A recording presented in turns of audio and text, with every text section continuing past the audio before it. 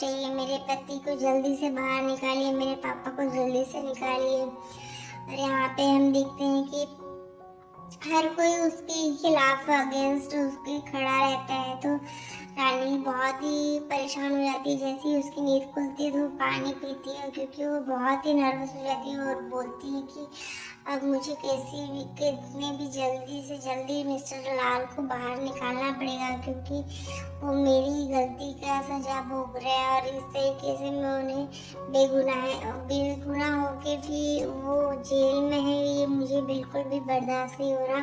तो अब तो रानी भी घर पे आ गई है, तब कैसे पॉसिबल होगा। तो वो बहुत टेंशन में रहती है।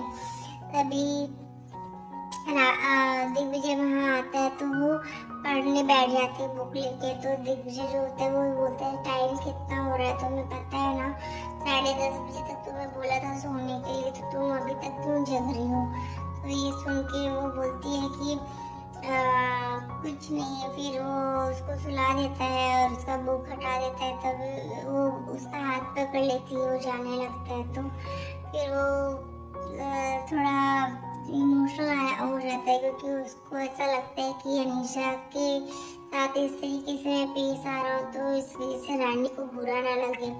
तो उसे बोलता है कि देखो रानी, तुम बिल्कुल भी इनसिक्योर मत हो, ये अभी अनीशा के ऊपर इतना इस तरीके से प्रॉब्लम चल रही है, जिस वजह से मैं ये सब कर रहा हूँ। लेकिन तुम इस चीज़ के लिए बिल्कुल भी इनसिक्योर मत हो, हम दोनों केवल एक अच्छे दोस्त हैं, तुम्हें तो ये पता ही है ना। तो फिर वो उसको फिर से सुला देता है। फिर बोलता है कि तुम ध्यान रखो, अपना रेस्ट करो। दूसरी तरफ हम देखते हैं कि जो उसके पापा होते हैं वो भी नारायणी के ऊपर बोलते हैं कि तुम किस तरीके से अनीशा को इस घर में लेके आ गई हो। अब ये सब चीजें अनीशा और दिग्विजय का पास्ट रह चुका है, वो दोनों एक दूसरे के एक्स हैं। तब तुम उसको इस तरीके से घर में लेके आओगी तो रानी के ऊपर क्या बीतेगी।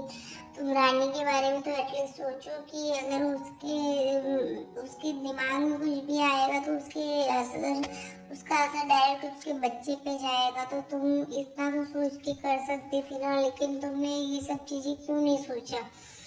तो वो बोलती है कि अरे कुछ भी नहीं होगा और तुम लोग उसकी अनीशा की कोई है नहीं, तो इसलिए मैंने उसे बुलाया है। और रानी ये बात जानती कि वो दोनों एक दूसरे के एक अच्छे दोस्त हैं।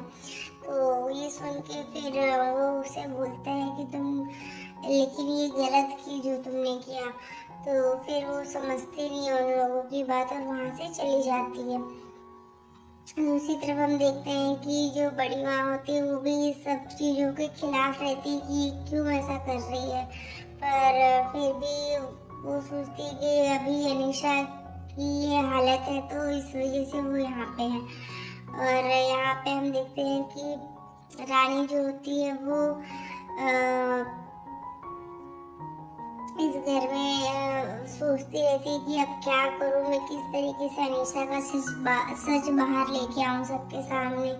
तो वो सोचती ही रहती है। और यहाँ पे हम देखते हैं तभी रानी जो है वो अनीशा के बारे में जान चुकी होती है और वो सब बातों को याद करती है जो उसने वो न्यूज़ चैनल में देखा था कि न्यूज़ वाले ने ये बताया है कि अनीशा मिस्टर बजाज की डेथ के बाद भी वो उनके साथ नहीं रही, उन घर छोड़ के भाग गई, वो गाड़ी लेके चली गई। तो ये सब चीजें सुन के वो बहुत ही उसका दिमाग ऐसा काम करता है कि वो शायद ये सब उसकी ही चाल है।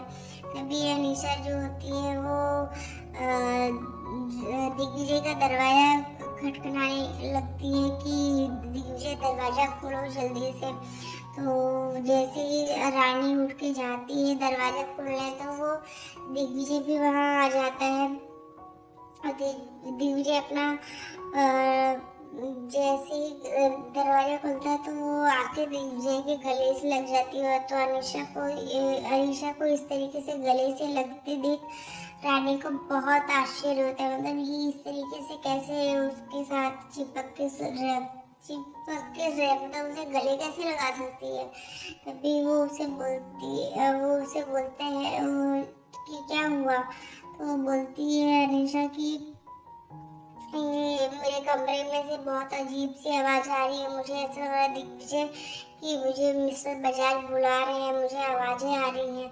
तो वो बोलते हैं कि कोई नहीं है यहाँ पे, तुम बिल्कुल सेफ हो, तो तुम टेंशन मत लो। मैं अभी चित्रा को और पिंकी भाभी को बोलता हूँ कि तुम्हारे साथ रहे। और फिर वो उसके कमरे में लेके चली जाती है। और यहाँ पे अनीशा की चाल देख के जो रानी होती है उसे बिल्कुल शक जो होता है उसका यकीन में आ जाता है कि दिग्विजय की तरफ से तो ऐसा कुछ नहीं है। पर जो अनीशा है वो अभी भी दिग्विजय को पाने की कोशिश कर रही है। तो आज के एपिसोड में बस इतना ही है फ्रेंड्स। मिलते हैं नेक्स्ट एपिसोड में, जहां हम देखने वाले हैं कि जो दिग्विजय है वो उसे पता नहीं रहता है, पर वो एक तरीके से इसके अनीशा की जाल में फंस चुका है। और यहाँ पे रानी जो होती है उसका सच बाहर निकालने के लिए एक माइक्रोफोन और कैमरा लगा देती है वहाँ पे। पर शायद उसकी इस चाल के बारे में भी अनीशा को ऑलरेडी पता चल जाएगा, जिसमें ईशान की मदद करने वाला रहता है। तो फिर मिलते हैं नेक्स्ट एपिसोड में। होप सो आपको वीडियो अच्छी लगी होगी। चैनल पे नए हैं तो चैनल को सब्सक्राइब करना, बेल आइकन को प्रेस करना बिल्कुल ना भूलें।